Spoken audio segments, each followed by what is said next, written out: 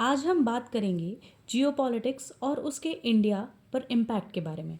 Geopolitics का मतलब है ज्योग्राफी के इफ़ेक्ट्स को पॉलिटिक्स और इंटरनेशनल रिलेशंस के कंटेक्स्ट में समझना। चलिए शुरू करते हैं। जियोपॉलिटिक्स का मतलब है ज्योग्राफिकल फैक्टर्स जैसे लोकेशन, रिसोर्सेज, पॉपुलेशन का पॉलिटिक्स और इंटरनेशनल रिलेशंस पर इम्पैक्ट। ये स्ट्रेटेजिक, इकोनॉमिक और पॉलिटिकल रिलेशंस का एनालिसिस करता है और ये समझने की कोशिश करता है कि कंट्रीज़ अपने जियोग्राफिकल एडवांटेज का यूज़ कैसे करते हैं या चैलेंजेस को कैसे फेस करते हैं।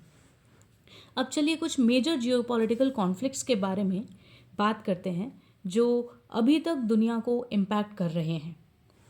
जैसे सबसे पहला और the most important, Russia Ukraine conflict. Europe की एनर्जी सिक्योरिटी और ग्लोबल इकोनॉमी पर इसका डायरेक्ट असर हो रहा है। ये नेटो और रशिया के बीच मेजर टेंशन का सेंटर है। Second, Israel Hamas conflict. Middle east की स्टेबिलिटी और यूएस फॉरेन पॉलिसी को ये डीपली इन्फ्लुएंस करता है। साउथ चाइना सी dispute.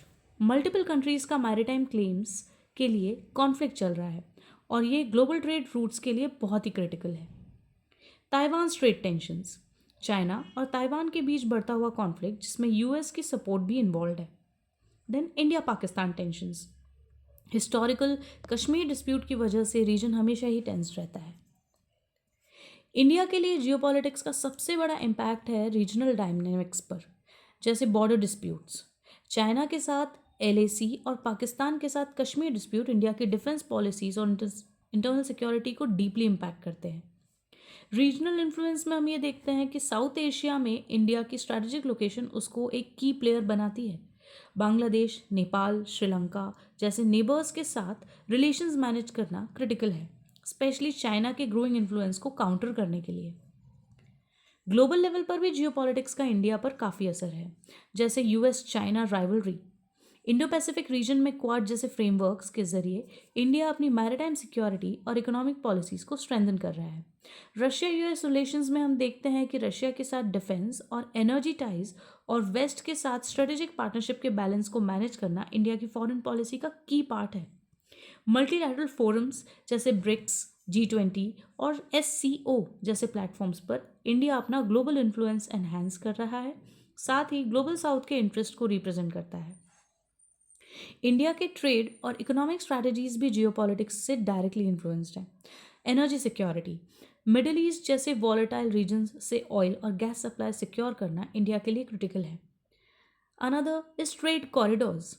International north south transport corridor जैसे इनिशिएटिव्स इंडिया के ट्रेड रूट्स को डाइवर्सिफाई करते हैं और राइवल नेशंस पर डिपेंडेंसी को रिड्यूस करते हैं। जियोपॉलिटिक्स का असर सिर्फ इंटरनेशनल लेवल तक लिमिटेड नहीं है, इसका इंडिया के डोमेस्टिक पॉलिसीज़ पर भी सिग्निफिकेंट इम्पैक्ट है, जैसे इंटरनल सिक्योरिटी। बॉर्डर टेंशंस के स्पिल ओवर से टेररिज्म और इंसर्जेंसी जैसे चैलेंजेस फेस करना पड़ते हैं, स्पेशली जम्मू कश्मीर में। और इंफ्रास्ट्रक्चरल डेवलपमेंट में स्ट्रेटेजिक प्रोजेक्ट्स जैसे बॉर्डर रोड्स और पोर्ट्स की डेवलपमेंट नेशनल सिक्योरिटी और कनेक्टिविटी के लिए काफ़ी ज़रूरी है। टेक्नोलॉजी और साइबर सिक्योरिटी भी जियोपॉलिटिक्स के नए डोमेन्स हैं।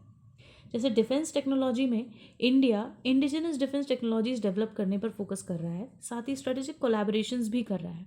और साइबर सिक्योरिटी में जियोपॉलिटिकल राइवलरीज की वजह से साइबर थ्रेट्स से डिफेंड करना एक क्रिटिकल प्रायोरिटी बन गया है। इंडिया की फॉरेन पॉलिसी में अब एक शिफ्ट देखने को मिल रहा है, from non alignment to multi alignment. Strategic autonomy maintain करते हुए इंडिया अब मेजर पावर्स के साथ एंगेज कर रहा है, साथ ही अपने एंशिएंट विजडम और स्पिरिचुअल हेरिटेज को लेवरेज करते हुए ग्लोबल गवर्नेंस में अपना रोल डिफाइन कर रहा है। तो जियोपॉलिटिक्स इंडिया के स्ट्रेटेजिक एनवायरनमेंट को डीपली शेप करता है, चाहे वो डिफेंस हो, डिप्लोमेसी, इकोनॉमिक्स या टेक्नोलॉजी हो। इंडिया का गोल है अपनी और रीजनल ग्लोबल इन्फ्लुएंस को एनहांस करना और साथ ही नेशनल सिक्योरिटी और इकोनॉमिक ग्रोथ को इंश्योर करना। ये एक बैलेंस बनाने का वक्त है मॉडर्न एस्पिरेशंस और ट्रेडिशनल वैल्यूज़ के बीच। Thank you.